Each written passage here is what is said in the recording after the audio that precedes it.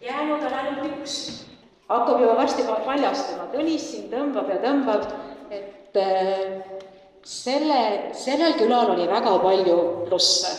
Seal oli rõõmu, seal oli kilkeid, seal oli südant. Sest et üks kunstnik tegi, kes tegi ka selle Kõrkverele selle sildi, siis ta tegi sellele külale ka külavanemale südame. See oli temal südamega tehtud asi. Nii et sellel külal on meeletult suur süda. Mu daamid ja härrad, Riigikogu liikmed, vaid ja veel kõik. Selle juures nii nüüd hakka tõmbama. Kas te saate ära välja lugeda, kes see võib olla? Kes on selle aasta küla? Selle aasta külaks on Saare maakonnas Roobaka!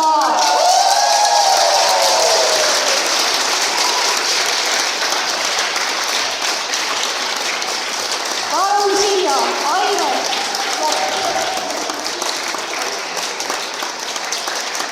Te võitsite meile südame ja ma usun, te võidate Eestimaa südame.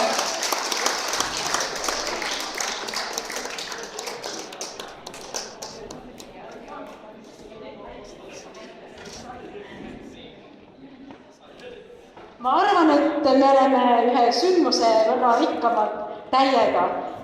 Ta tuli, ta arvas, et tema ei saa, aga ta sai. Nii et väiksematest asjadest saavad suured asjad.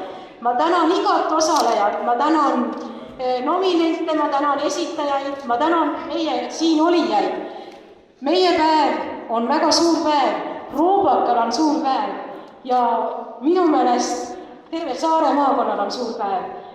Ja ma arvan, et ka ma näen siin, et on ka järgmisi õnnitlejaid nii ühed kui teised poole peal. Tulge, mikrofon on teie. Et see rahvas on tõesti sisemiselt hästi rikas, suure südamega, üksteisest hoolivad. Ja kui teil jäi silma nüüd video pealt, et nagu nemad leppisid selle väikese laululavaga, aga vaadata, taamal oli ju suure külamaja varemed.